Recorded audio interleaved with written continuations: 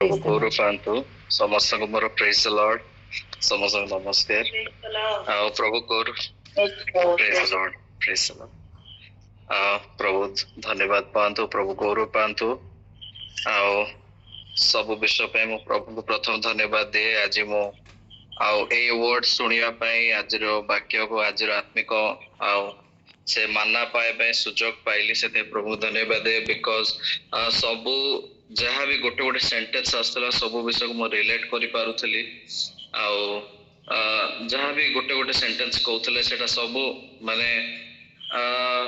ଏମିତି ଲାଗୁଥିଲା ଯେମିତି ଜୁନସ ଜାଗାରେ ମୁଁ ଥିଲି, ଆଉ ମୋ ନିଜକୁ ରଖିକି ଆଉ ପ୍ରଭୁଙ୍କ ସାମ୍ନାରେ ଆଉ ସେ ବିଷୟକୁ ମୁଁ ଦେଖୁଥିଲି। ଆଉ ପ୍ରଭୁ ମତେ କଥା କହୁଥିଲେ, ରେଭେଲେସନ ଦଉଥିଲେ। ଆଉ ମୁଁ ନିଜକୁ ନମ୍ର କରି ପ୍ରଭୁଙ୍କ ଠାରେ ନିଜକୁ ସମର୍ପଣ କରିପାରୁଥିଲି, ଆଉ ଅଧିକ କ୍ଲାରିଟି ପାଇପାରୁଥିଲି ଯେ ପ୍ରଭୁ କଣ କହିବା ପାଇଁ ଚାହୁଁଛନ୍ତି। ଆଉ ଜୁନସଙ୍କ ଜୀବନରେ ସେ ଯେମିତି ଅବାଧ୍ୟ ହେଇ ପ୍ରଭୁଙ୍କ ଠାରୁ ଦୂରକୁ ଯାଉଥିଲା, ପ୍ରଭୁ ତାଙ୍କୁ ସୁଧାରିକି ଆଣୁଛନ୍ତି। ସେଥିପାଇଁ ପ୍ରଭୁଙ୍କ ଦାସଙ୍କୁ ମଧ୍ୟ ଧନ୍ୟବାଦ ଦିଏ।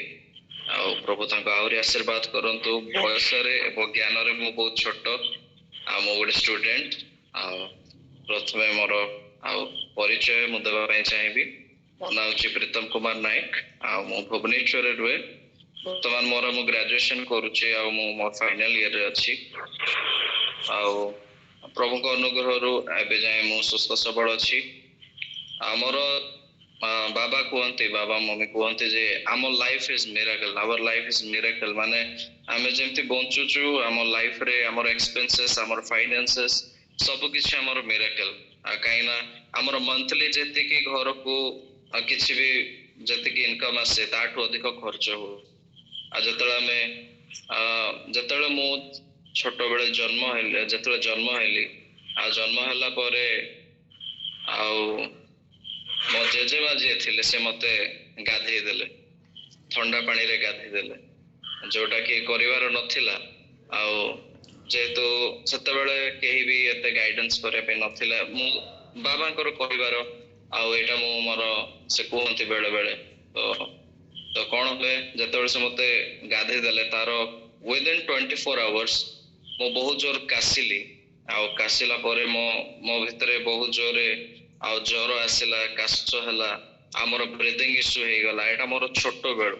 ଆଉ ଯେତେବେଳେ ଆଫ୍ଟର ମୋର ଜନ୍ମ ହେବାର 24 ଘଣ୍ଟା ଭିତରେ ଯେତେବେଳେ ମୁଁ ବହୁତ ସିରିୟସ୍ ହେଇଗଲି, ଆଉ ମତେ ସାଙ୍ଗେ ସାଙ୍ଗେ ରାତି 12ଟା 1 ଭିତରେ ହସ୍ପିଟାଲକୁ ନିଆଗଲା। ହସ୍ପିଟାଲକୁ ନିଆଗଲା ପରେ ମୁଁ ଆଉ ଏତେ ଭୟଙ୍କର ସେ ସୁଖା କାଶ କାଶୁଛି, ଆଉ ଯୋଉଠିକି ଡକ୍ଟର ବି ବହୁତ ହଇରାଣ ହେଇଗଲେ, ଡକ୍ଟର ବି ବହୁତ ଟେନସନ ହେଇଗଲେ। ଆଉ ବହୁତ ମାନେ ଟୋଟାଲି ଅଣନିଶ୍ୱାସ ହେଲା ଭଳିଆ ହେଇଗଲି। ଆଉ ସେତିକି ବେଳେ ଆଉ ବାବା କୁହନ୍ତି ଯେ ଏମିତି ପ୍ରାର୍ଥନା କଲେ ଯେ ସେ ହସ୍ପିଟାଲରେ ଚିତ୍କାର ହେଲା, ସେଇଭଳିଆ ସେ ପ୍ରାର୍ଥନା କରୁଥିଲେ। ଆଉ ସେତେବେଳେ ପ୍ରଭୁ ମତେ ଛୁଇଁଛନ୍ତି, ଆଉ ଆଜି ଯାଏଁ ମୁଁ ବଞ୍ଚିକି ଅଛି। ଆଉ ଏବେ ବି ପାଖାପାଖି ଯେତେବେଳେ ଯାଏଁ ମୋର ମିନିଷ୍ଟ୍ରିକୁ ତ ମୁଁ କହିବିନି, କିନ୍ତୁ ଯେତେବେଳେ ଯାଏଁ ମୁଁ ପ୍ରଭୁଙ୍କୁ ନିଜ ଜୀବନରେ ନିଜ ତ୍ରାଣକର୍ତ୍ତା ହିସାବରେ ଯେତେଯାଏଁ ଗ୍ରହଣ କରିନଥିଲି, ନିଜକୁ ମୁଁ ଯେତେବେଳେ ପ୍ରାକ୍ଟିକାଲି ପ୍ରଭୁଙ୍କୁ ରିସିଭ୍ କରିନଥିଲି, ସେତେବେଳେ ଯାଏଁ ସେମ୍ ବିଷୟ ମୋ ଭିତରେ ଥିଲା। ଆଉ ମୋ ଦିନକୁ ମୋର ମନେ ଅଛି, ଏଲୋପାଥିକ ମତେ କାମ ଦିଏନି, ଏଲୋପାଥିକ ମେଡିସିନ। ସେଥିପାଇଁ ମୁଁ ହୋମିଓପାଥିକ ଖାଏ। ହୋମିଓପାଥିକ ଟାବଲେଟ ଆପଣ ମାନେ ଜାଣିଥିବେ ବହୁତ ସାରା ଥାଏ। ଆଉ ଗଣୁ ମୁଁ ଯଦି କହିବି, ମୁଁ ଦିନକୁ 15 ଟାବଲେଟ୍ସ ଖାଉଥିଲି, 15ଟା ଲେଖା ଟାବଲେଟ୍ସ ଖାଏ। ତାପରେ ଯାଇକି ମୁଁ ନିଜ ବଡିକୁ କଣ୍ଟ୍ରୋଲରେ ରଖିପାରୁଥିଲି। ଆଉ ଯଦି ଟିକେ ଧୂଳି ହେଇଗଲା, ଟିକେ କୋଉଠି ରାସ୍ତାରେ ଗଲା ଟିକେ ମାନେ ଡଷ୍ଟ ହେଇଯିବ, ଟିକେ କଣ ହେଇଯିବ, ମୋ ସାଙ୍ଗେ ସାଙ୍ଗେ ସିରିୟସ୍ ହେଇଯାଏ, ସାଙ୍ଗେ ସାଙ୍ଗେ ଆଉ ହସ୍ପିଟାଲ ଯାଏ, ସାଙ୍ଗେ ସାଙ୍ଗେ ୱିକ୍ ହେଇଯାଏ। କିନ୍ତୁ ଯେତେବେଳେ ମୁଁ ପ୍ରଭୁଙ୍କ ସହିତ ବଢିବା ଆରମ୍ଭ କଲି, ଯେତେବେଳେ ନିଜ ଲାଇଫରେ ପ୍ରାକ୍ଟିକାଲି ଯେତେବେଳେ ମୁଁ ନିଜେ ନିଜକୁ ସମର୍ପଣ କରି ଆରମ୍ଭ କଲି, ଆଉ ପ୍ରଭୁ ମତେ ଆଉ ଛୁଇଁଲେ, ଆଉ ସ୍ଲୋଲି ସେଟା ଡିକ୍ରିଜ ହେବା ଆରମ୍ଭ ହେଲା। ପ୍ରଭୁ ମତେ ସାହାଯ୍ୟ କଲେ। ଆଉ ବହୁତ ସାରା ପାରାମିଟର୍ସ ଦେଇକି, ମୋର ମନେ ଅଛି ମୁଁ ଇଭେନ 10th+2 ପଢିବା ଯାଏ, +2 ପରେ ମୁଁ ଟିକେ फ्रीडम रे बंची माने फ्रीडम रे एटलिस्ट खिया पिया करि पारची नहले मोर खिया पिया रे मो कोन से फल भी जदी खाइबी मते संगे संगे अफेक्ट कर दिए जदी टिके कोन खाइबी मो जानिबार तो मते केबे आइसक्रीम मिलिनी आउ केबे जेमति कि छोट पिलान सब विष डिमांड करंती आ खाया को मिले सेमिति मते बहुत सारा मोबाइल गोटे पैरामीटर्स थिला जे ए सब विष तमे खाइबो केवल गरम पानी पीबो केवल उषुम जगह रहिबो ठंडा को एक्सपोज हे परिबोनी ए सब विषय मो पई गोटे थिला आ मो गोटे बंधन थिला बडा थिली आ प्रभु मे भी ताको पई गोटे साक्ष्य क्रिएट करिया पई ए विषय मो जीवन एलाउ करथिले आ प्रभु सेति में गौरव पांतु आ जते बेले हमर बापा माँ बाबा मम्मी एमती हाउस कीपिंग काम करी कि आमको चलैछन्ती हार्डली मंथली मो एबे जतले बड़ हेली सेतेबेले मो जतले बापा मां सहित कथा हुए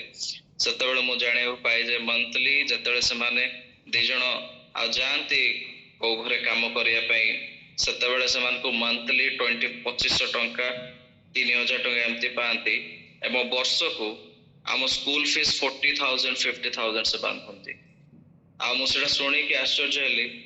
एते सब विषय केमिति से करि पारुथले आ सेटा एवरी एंडिंग सब कहबार एंडिंग रे बाबा गोटे लाइन कहती आवर लाइफ इज मिराकल आम जीवन रे माने एटा असंभव विषय किंतु प्रभु एट द एंड क्वाड न क्वाड किछि करी कि प्रभु हमको आ संभाळी आछंती आ एबे जे संभाळी चंती आ आगो को भी संभाळीबे आ बापा मां को द्वारा मोर फेथ आ अधिक स्ट्रांग हे जाय प्रभु गौरव पांतु हमो आमर कौन से योग्यता नथिला जे आमे इंग्लिश मीडियम रे पढिबो किंतु परिस्थिति एमती हला जे हमको हॉस्टल रे रखाला हॉस्टल थ्रू रो हमको इंग्लिश मीडियम रे जॉइन कराला इंग्लिश मीडियम स्कूल जतले हम पढिलु आ किछि वर्ष जाय अंटिल क्लास 2 जाय जे हॉस्टल रे जे थिले हमर से सब बुझुथिले किंतु परवर्ती समय रे हम मानको घर का से पड़ला आ आमे जेहेतु इंग्लिश रे ही बढ़ी गलु आमे टोटली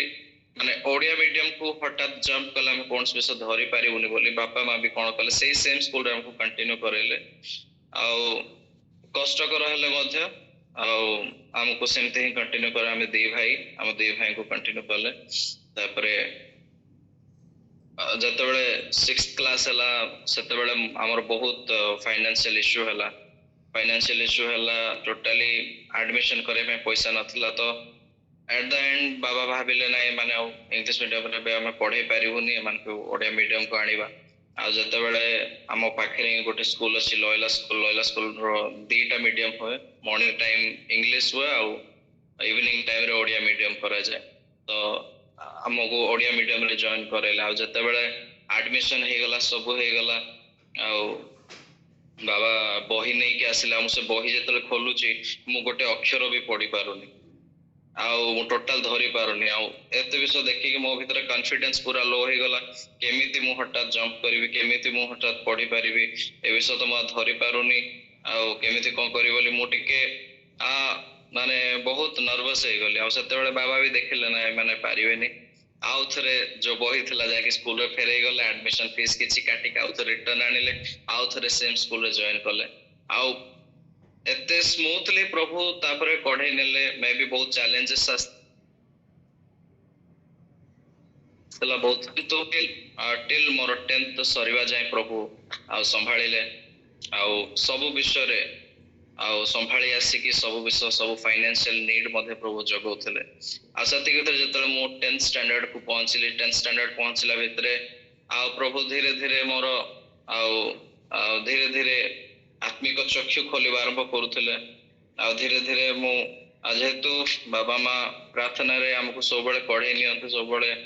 आउ जे विरक्त लागिले भी सकाळ उठी के प्रार्थना कर दोथिबे आमे विरक्त होता कौन सब प्रार्थना करछन्ती थरे से जद से निजे तो प्रार्थना करता हमको भी सेठी बसौछन्ती बोले हमें बहुत विरक्त होता मो तो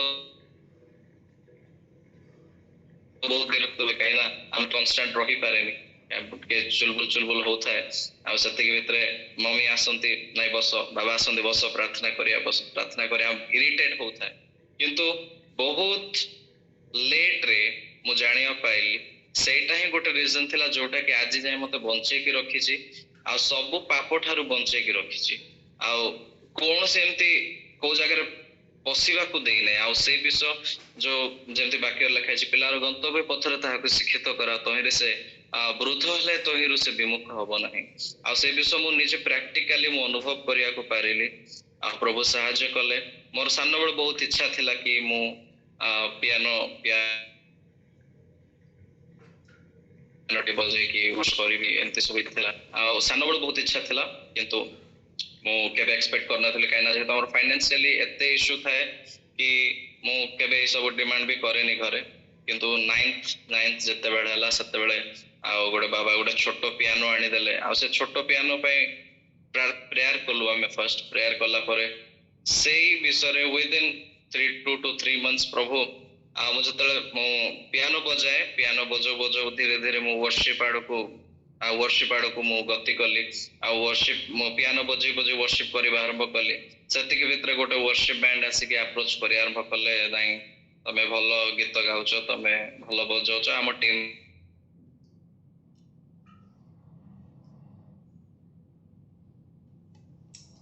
ଆମ ସେତେବେଳେ ମତେ ଜଷ୍ଟ ମଜାକ ପାଇଁ ନହେଲେ ଗୋଟେ ଫର୍ମାଲିଟି ପାଇଁ ପଚାରୁଥିଲେ ସେତେବେଳେ ମୋର କୌଣସି ସେମିତି ମାନେ ଗୋଟେ ସିରିୟସ୍ ସ୍ପିରିଚୁଆଲ ଲାଇଫ ଚାଲି ନଥାଏ ଜଷ୍ଟ ଗୋଟେ କାଜୁଆଲ ଗୋଟେ ଶକ୍ ଟାଇପ ର ନାଇଁ ମତେ ଗାଇବା ପାଇଁ ଭଲ ଲାଗୁଛି ମତେ ବଜାଇବା ପାଇଁ ଭଲ ଲାଗୁଛି ସେଇ ଟାଇପ ର ଆଉ ଯଦି କୋଉଠି ଏମିତି ପ୍ରେୟାର ହେଲା ମୁଁ ଗୀତ ଗାଇଦିଏ କୌଣସି ପ୍ରକାର ଆଇ ଡୋଣ୍ଟ ମିନ୍ ଇଟ୍ ମୁଁ ତାକୁ ମିନ୍ କରୁନଥିଲି ମୁଁ କଣ ଗାଉଛି ମୁଁ କଣ କରୁଛି ସେଟା ମିନ୍ କରୁନଥିଲି ଆଉ ସେମିତି ହିଁ ଗୋଟେ ୱର୍ଶିପ ବ୍ୟାଣ୍ଡ ଆସିଲେ ଆଉ ଆପ୍ରୋଚ ଯେତେବେଳେ କଲେ 2-3 ଥର ସେମାନେ ଆପ୍ରୋଚ କରିବା ଆରମ୍ଭ କଲେ ତାପରେ ମୋ ଘରେ କହିଲି ଏମିତି ଡାକୁଛନ୍ତି ତ ଘରେ କହିଲେ ହଉ ଠିକ ଅଛି ଯାଅ ଠିକ ଅଛି ଆଟେଣ୍ଡ କର ତାପରେ ଏମିତି ଗୋଟେ 2-3 ଦିନ ମିଟିଂ 2-3ଟା ମିଟିଂ କଲୁ ବଜେଇଲୁ ସବୁ କିଛି କଲୁ ଏଭ୍ରିଥିଙ୍ଗ ୱାଜ ଫାଇନ ଆଉ ବଟ ଗୋଟେ ଟାଇମ ଏମିତି ଆସିଲା ଆଉ ଆମେ ସମ୍ବଲପୁରରେ ଥିଲୁ ସମ୍ବଲପୁରରେ ଥିଲା ବେଳେ ୱର୍ଶିପ ଚାଲିଛି ମୁଁ ବ୍ୟାକିଂ ରେ ଥିଲି ଲିଡର ଜଣେ ଥିଲେ ମୁଁ ବ୍ୟାକିଂ ସପୋର୍ଟ ଦଉଥିଲି ଆଉ ବ୍ୟାକିଂ ସପୋର୍ଟ ଦେଲା ବେଳେ ଯେତେବେଳେ ୱର୍ଶିପ ଚାଲିଛି ସେ ଗୀତ ତେରି ତଲାଶ ଆମେ ଶୁଣିଥିବୁ ଅମିତ କମଲେଙ୍କର ଆଉ ସେ ଗୀତଟା ମତେ ଏତେ ମାନେ ମୁଁ ସେ ଗୀତ ଆଗରୁ ବି ଗାଇଛି ଆଗରୁ ବି ଶୁଣିଛି କିନ୍ତୁ ସେଇଦିନ ଯେତେବେଳେ ୱର୍ଶିପ ଚାଲିଛି ଆଉ ଯେତେବେଳେ ସେ ଆମ ୱର୍ଶିପ ଲିଡର ଯେତେବେଳେ ସେ ୱର୍ଶିପ କରୁଛନ୍ତି ଆଉ ସେ ଗୋଟେ ଶବ୍ଦ ମତେ ଭେଦି ଯାଉଥିଲା ଆଉ ମୁଁ ଯେତେବେଳେ ସେ ମତେ କହୁଛନ୍ତି ତମେ ମତେ ବ୍ୟାକିଂ ସପୋର୍ଟ ଦିଅ ବଟ୍ ମୁଁ ବ୍ୟାକିଂ ସପୋର୍ଟ ଦେଇ ପାରୁନଥିଲି ଜମା କାହିଁକି ନା ଆଉ ପବିତ୍ର ଆତ୍ମାଙ୍କର ଏକ ହେଭି ଉପସ୍ଥିତିକୁ ମୁଁ ଅନୁଭବ କଲି ଆଉ ମତେ ଚୂର୍ଣ୍ଣ କରି ଚାଲିଥିଲା ମୁଁ ସେଠି ଆଣ୍ଠେଇଲି ମୋ ଜୀବନରେ ମୁଁ ପ୍ରାର୍ଥନା ସହ କେବେ କାନ୍ଦି ନଥିଲି ମୋ ଜୀବନରେ କେବେ ମୁଁ କାନ୍ଦ କଣ କେମିତି ପ୍ରାର୍ଥନାରେ କାନ୍ଦନ୍ତି ମୁଁ ଜାଣିନି ଆଉ କେମିତି ଏତେ ଲୋକମାନେ ପୁରା ମାନେ ଭାଙ୍ଗି ପଡନ୍ତି ପ୍ରଭୁଙ୍କ ସାମ୍ନାରେ ନିଜକୁ ନମ୍ର କରନ୍ତି କେବେ ମୁଁ ସେ ବିଷୟ ଅନୁଭବ କରିନଥିଲି ସେଦିନ ପ୍ରଭୁ ମତେ ଛୁଇଁଲେ and that was the turning point ଯୋଉଠିକି ମୁଁ ପ୍ରଭୁଙ୍କ ଠାରେ ନିଜକୁ ସମର୍ପଣ କଲି ଆଉ ଯେତେବେଳେ ୱର୍ଶିପ ଚାଲିଥାଏ ମୁଁ ନିଜେ ଆଉ ଆଣ୍ଠେଇ ପଡିଛି ଆଉ କେତେବେଳେ ଆଣ୍ଠେଇ ମୋର ଆଖିରୁ ଧାର ଧାର ପୁରା ମୁଁ କାନ୍ଦି ପକେଇ ଚାଲିଛି ଆଉ ସବୁ ମୋର ପାଷ୍ଟ ଭୁଲକୁ ଯେତେ ବି ପ୍ରଭୁଠାରୁ ଅବିଶ୍ୱସ୍ତ ହେଇଛି ଆଉ ପ୍ରଭୁଠାରୁ ଯେତେ ଦୂରକୁ ଚାଲି ଯାଇଛି ଆଉ ପ୍ରଭୁ ମତେ କେତେ ପ୍ରେମ କରନ୍ତି ସେଇ ବିଷୟକୁ ମନେ ପକେଇ ପକେଇ ଆଉ ମୁଁ ନିଜକୁ ସମର୍ପଣ କଲି ଆଣ୍ଡ ଯେତେବେଳେ ମୁଁ ଉଠିଲି ଆଉ ଏତେ ଗୋଟେ ହାଲକା ଲାଗିଲା ମତେ ପ୍ରଭୁଙ୍କର ଉପସ୍ଥିତିକୁ ପ୍ରଭୁଙ୍କର ସେ ମିଠାସକୁ ସେଦିନ ମୁଁ ଚାଖିବାକୁ ପାଇଲି ଆଉ ସେଇ ଦିନଠୁ ମୋର ଆତ୍ମିକ ଜୀବନ ଯୋଉଟା କି ମୁଁ କହିବି ମୋ ପାଇଁ ସେଇଟା ଗୋଟେ ଥିଲା କି ଏବେ ହେଲା ମାନେ ଏବେ ଆତ୍ମିକ ଜୀବନ ମୋର ମାନେ ଏମିତି ଲାଗୁଛି କି ଏବେ ମୋର ଷ୍ଟାର୍ଟ ହେଲା ମାନେ ଏବେ ଯାଏ ମୁଁ କିଛି ନଥିଲି ଏବେ ମୁଁ ରିଏଲିଟି କଣ ପ୍ରଭୁଙ୍କର ଉପସ୍ଥିତି କଣ ସେଟା ମୁଁ ବୁଝିବା ପାଇଁ ପାଇଲି ପ୍ରଭୁ ସାହାଯ୍ୟ କଲେ ଏବଂ ଧୀରେ ଧୀରେ ପ୍ରଭୁଙ୍କ ସହିତ ବଢିବା ଆରମ୍ଭ କଲି ଆଉ ପ୍ରଭୁଙ୍କର ଉପସ୍ଥିତିକୁ ମୁଁ ଅନୁଭବ କରିବା ଆରମ୍ଭ କଲି ତା ପୂର୍ବରୁ ମୁଁ ୱର୍ଶିପ ମାନେ ଏତିକି ଜାଣିଥିଲି ଯେ ହଁ ଯାଅ 2-3ଟା ଗୀତ ଗାଇଦିଅ ପ୍ରାର୍ଥନା କର ବାକ୍ୟ ଶୁଣ ପଳେଇ ଆସ ବଟ୍ ପ୍ରଭୁଙ୍କ ଠାରେ ମଜି ଯିବା ଏବଂ ଗୀତ ଗାଇବା ଭିତରେ ବହୁତ ଫରକ ଅଛି ଆଉ ସେଇଟାକୁ ମୁଁ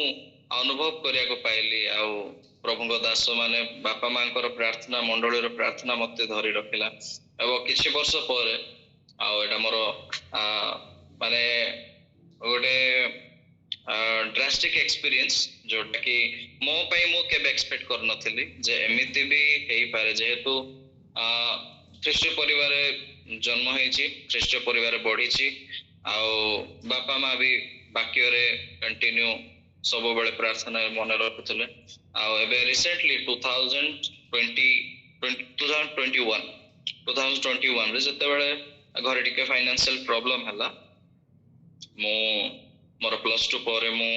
ଡିଷ୍ଟାନ୍ସ ରେ ଏବେ ବି ମୋର ଇଗ୍ନୋରେ ମୁଁ ଇଏ କରୁଛି, ଗ୍ରାଜୁଏସନ କରୁଛି। ତ ମୁଁ କିଛି ଜବ୍ କରିକି ମୋର ପଢା ବି କଣ୍ଟିନ୍ୟୁ କରିବି ବୋଲି ମୁଁ ଆମର ଗୋଟେ ରେଷ୍ଟୁରାଣ୍ଟରେ ଜବ୍ ପଚାରିବା ପାଇଁ ଗଲି। କିଛି ବି ଯଦି କିଏ ମତେ କିଛି ଜବ୍ ଦେବେ କି କଣ କରିବେ ବୋଲି, ଆଉ ପ୍ରଭୁ ମତେ ଗୋଟେ ଜାଗାରେ ଜବ୍ ଦେଲେ, ଯୋଉଟା କି ଗୋଟେ ରେଷ୍ଟୁରାଣ୍ଟ ଥିଲା, ବିଗ୍ ବର୍ଗର। ଆଉ ସେଇଠି ମୁଁ ଯେତେବେଳେ ମତେ ମ୍ୟାନେଜର ପୋଷ୍ଟ ମିଳିଲା, ଆଉ ମୁଁ ସେଇଠି କାର୍ଯ୍ୟ କରୁଥିଲି। କାର୍ଯ୍ୟ କଲା ବେଳେ ବହୁତ ଭଲ ଚାଲିଥିଲା, ସବୁ କିଛି ଭଲ ଠିକ ଠାକ ଥିଲା। ଆଉ ପ୍ରେସର ପଡିଲେ ବି ମୁଁ ଏନ୍ଜୟ କରୁଥିଲି କାମ କରିବା, ସବୁ କିଛି ଠିକ ଥିଲା। ଗୋଟେ 2 ମାସ ପରେ ଗୋଟେ ବେଙ୍ଗଲୋରରୁ ଗୋଟେ ପିଲାଟେ ଆସିଲା, ଯିଏକି ସେଇଠି ଗୋଟେ ସେଫ୍ ହେବା ପାଇଁ ଆସିଥିଲା। ଆଉ ମୁଁ ସେଇ ରେଷ୍ଟୁରାଣ୍ଟର ପାଖରେ ହିଁ ଗୋଟେ ରୁମ୍ ନେଇକି ରହୁଥିଲି। ମୁଁ ଘରକୁ ଆସୁନଥିଲି, ଯେ ଘର ପାଖରେ ଥିଲେ ବି ମୁଁ ଘରକୁ ନ ଆସିକି, ଯେହେତୁ ଡ୍ୟୁଟିରୁ ମୁଁ ଟିକେ ଲେଟ୍ ନାଇଟ୍ ଫେରୁଥିଲି, ତ ମୁଁ ସେଇଠି ରହିଯାଉଥିଲି। ଆଉ ଯେତେବେଳେ ସେ ପିଲାଟା ଆସିଲା, ଯେତେବେଳେ ସେ ମୋ ସହିତ ରହିଲା, ବେଙ୍ଗଲୋରରୁ ଯିଏ ଆସିଥିଲା, ଆଉ ସେ ସ୍ମୋକିଂ କରେ, ଡ୍ରିଙ୍କ କରେ। ଆଉ ତା ସହିତ ରହିବା ଭିତରେ 1-2 ଦିନ ଭିତରେ, ଆଉ ୟା ପୂର୍ବରୁ ମୁଁ କହିଥିଲି ମୋର ବହୁତ ଆଲର୍ଜି, ଟିକେ ଡଷ୍ଟ ହେଲେ, ଟିକେ କୋଉଠି ଏମିତି ଧୂଆଁ ଫୁଆଁ ହେଲେ ମୁଁ ଜମା ରହିପାରେନି। ମୋର ଜଲ୍ଦି ହେଡେକ୍ ହେଇଯାଏ, ଜଲ୍ଦି ମୁଣ୍ଡ ବଥା ହୁଏ, ଆଉ ବହୁତ ମୁଁ ସମ୍ଭାଳି ପାରେନି ସେ ଜାଗାରୁ ମୁଁ ଦୂରେଇ ଯାଏ। କିନ୍ତୁ ସେ ପିଲା ଯେତେବେଳେ ମୋ ସାମ୍ନାରେ ସିଗାରେଟ ଟାଣେ, ଯେତେବେଳେ ସେ ମୋ ସାମ୍ନାରେ ଆଉ ସେ ମଦ ଆଣିକି ଡେଲି ପିଏ, ଧୀରେ ଧୀରେ କଣ ହଉଛି, ମୋର ଯେହେତୁ କାମରେ ବ୍ୟସ୍ତ, ମୋ ପ୍ରାର୍ଥନା ଜୀବନ ଦୁର୍ବଳ ହେଇଯାଇଛି। ଆଉ ଜମା ମୁଁ ପ୍ରେୟାର ଆଡେ ମୋର ମନ ବି ଯାଉନି, କରିବାକୁ ଇଚ୍ଛା ହେଲେ ବି ମାନେ ଭିତରୁ ମୁଁ ଚାହୁଁଛି ବଟ୍ କରିପାରୁନି, ସେଇ ଟାଇପର ହେଇକି। ଆଉ ଏଇ ରେଷ୍ଟୁରାଣ୍ଟ ଲାଇନରେ ଏମିତି ଥାଏ ନା କି ଆମେ ସଣ୍ଡେ ଦିନ ଜମା ଛୁଟି ନେଇ ପାରୁନା। ତ ଯେହେତୁ ସଣ୍ଡେ ଦିନ ଅଧିକ ଭିଡ ରୁହେ, ତ ଆମକୁ ଛୁଟି ଦିଅନ୍ତି। ତ ମୁଁ ବେଳେ ବେଳେ ଚର୍ଚ୍ଚ ମିସ୍ କରିକି ଆଉ ସେଇଠି କାମରେ ବ୍ୟସ୍ତ ରହିଯାଏ। ତ ଧୀରେ ଧୀରେ ଯେତେବେଳେ ମୁଁ ଫେଲୋସିପ ରୁ ଦୂରକୁ ଗଲି, ଆଉ ମୋ ସହିତ ଯୋଉ ପିଲାଟା ରହୁଥିଲା, ସେ ବହୁତ ସ୍ମୋକ କରୁଥିଲା। ଆଉ ସେ ଯେତେବେଳେ ସ୍ମୋକ କରେ, ଆଉ ସେ ଯୋଉ ଧୂଆଁ ଛାଡେ, ମୁଁ ସେଇ ପ୍ରତି ଆଟ୍ରାକ୍ଟ ହେବା ଆରମ୍ଭ କଲି।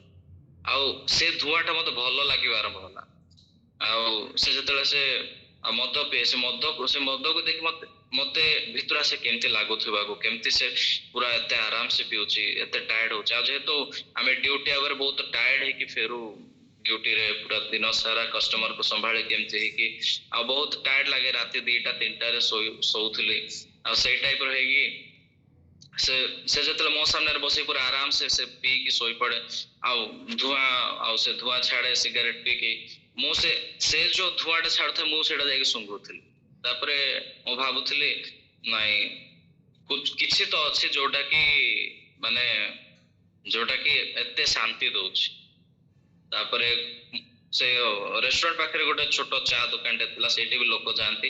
ମୁଁ ବାହାନାରେ ଯାଏ, ଆଉ ସେଇଠି ଖାଲି ଠିଆ ହେଇକି ରୁହେ, କାଳେ କିଏ ଧୂଆଁ ଛାଡିବ। ସେ ଧୂଆଁଟା ମତେ ଧୀରେ ଧୀରେ ଆଟ୍ରାକ୍ଟ କରୁଥିଲା। ଆଉ ଗୋଟେ ଦିନ ଏମିତି ହେଲା, ରାତି 3ଟା ଏକ୍ଜାକ୍ଟଲି, ରାତି 3ଟା ହଉଥିବ, ମୁଁ ଡ୍ୟୁଟିରୁ ଫେରିଲି। ଆଉ ସେ ପିଲାଟା ଆଗରୁ ଟିକେ ଫେରିଥିଲା। ଆଉ ସେ ମୋ ପାଇଁ ଗୋଟେ ଏକ୍ସଟ୍ରା କାଚ ଗୋଟେ ଆଣି ମୋ ପାଇଁ ଅଲରେଡି ସର୍ଭ କରିକି ସେ ରଖି ଦେଇଛନ୍ତି। ଆଉ ले लो मैं तुम्हारे लिए आया हूँ और पी लो। अरे कुछ नहीं, ମୁଁ ତାକୁ ମନା କରୁଛି, ବଟ୍ ଷ୍ଟିଲ୍ ସେ ମତେ ଫୋର୍ସ କରୁଛି, ଆରେ कुछ नहीं होता, एक बार पीने से कुछ नहीं होगा, एक बार पी लो, मजा ले लो। ଆଉ ସେ ମତେ କନଭିନ୍ସ କରି ଚାଲିଛନ୍ତି। ଆଉ ଯେତେବେଳେ ମୁଁ ଆଉ ତାଙ୍କ ପାଖକୁ ଯାଉଛି, ସେତେବେଳେ ଗୋଟେ ହେଭି ଏମିତି କେବେ ମୋ ପାଖରେ ଗୋଟେ ହେଭି ଫୋର୍ସ ଆସିନଥିଲା, ଯୋଉଟା କି ମତେ ସେଇଠୁ ଦୂରେଇ ନେଉଛି। ଆଉ ସେଦିନ ମୁଁ ଅନୁଭବ କଲି, ପ୍ରଭୁ ମତେ ଆଉ ବହୁତ ଗୋଟେ ଭିତରୁ ହିଁ ଗୋଟେ ଗଞ୍ଜଣା ଆସିଲା, ଯେ ଏତେ ଦିନରୁ ତୁ ନିଜକୁ ଏତେ ଠିକ ସେ ରଖିଛୁ, କଣ ଆଜି ତୋର ଗୋଟେ ଟାୟାର୍ଡ ପାଇଁ ଆଜି ତୁ ନିଜକୁ ଅପବିତ୍ର କରିବୁ କି? ଆଉ ମୁଁ ସାଙ୍ଗେ ସାଙ୍ଗେ ଆଉ ଏଟା ମତେ ବହୁତ ଭିତରୁ ମତେ ଆଉ ଗୋଟେ ହେଭି ଭଏସ ଆସିଲା ଭିତରୁ, ଯେ नो ଟୋଟାଲି ନାହିଁ, ଏ ବିଷୟ କରିବାଟା ଠିକ ନାହିଁ। ମୁଁ ତାଙ୍କୁ କହିଲି ମତେ ଟିକେ ବାଥରୁମ ଯିବାର ଅଛି ବୋଲି। ମୁଁ ବାଥରୁମ ପଳେଇଲି। ବାଥରୁମ ଯାଇକି ମୁଁ ପ୍ରାର୍ଥନା କଲି, प्रभु मते बल दियो विश्व ओवरकम करिया पे मु जानि छै एटा भूल बट स्टिल मु दुर्बल हे जाउछ जेतले एटा मो सामना को आसुची मु दुर्बल हे जाउछ मते बल दियो बोली आउ मु बाहर को गली प्रार्थना करछि भितरो आ मु आसला भितर से पिलाडा सोई पड़िछि मु जाई कि तार सब सामान रखी देली प्रभु मते रक्षा कले आ मु सेदिन गोटे विषय बारंबार आउथरे मन रखिली बापा माँ को प्रार्थना जति की इफेक्टिव आ कौन से विषय इफेक्टिव हे पारियो मो माँ बापा जो सान बेलुठु मते आ शिक्षित करी चलतिले मते सबदिन कहते तू किछि पढ़े कि न पढ़े प्रोवर्ब्स पढ़िबू हितोपदेश गीत सहित दीटा पढ़े तते तोर बे सान बेल पय तोर सेडा बहुत यथेष्ट तो लाइफ को सेडा सुधारिबो आ मम्मी मते फोर्सफुली जो सान बेल प्रार्थना कर दउथिले आ फोर्सफुली मते बसौथिले हुए तो मते विरक्त लागुथला बट एते वर्ष पर जतले मु ए एक्सपीरियंस कली से दिन मु मने पकोथिली नाइ से दिनर प्रार्थना से दिनर बापा मां को सैक्रिफाइस से दिनर आ जो से माने करथिले मते विरक्त लागिले फोर्सफुली जोटा करथिले आज सेटा मते बंचैछि आ मु प्रभु को संगे संगे धन्यवाद देले प्रभु हुए तो मते विरक्त लागुथाय हुए तो मु बहुत इरिटेट हे जाउथाय किंतु तुमर प्लान बहुत आओ दूर विजन प्रभु को थाए कि आगो कौन हेबाको जाउछि ता पूर्व केमति प्रस्तुत करंती तो आ से विषय को मो जीवन रो एक्सपीरियंस कली जे